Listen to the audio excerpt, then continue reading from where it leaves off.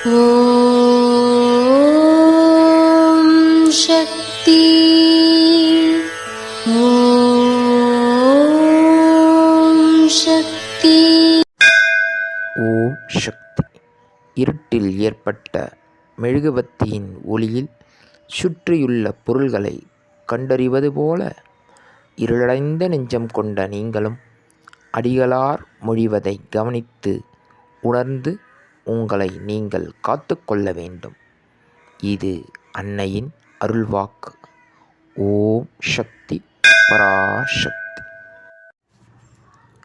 ஓம் சக்தி.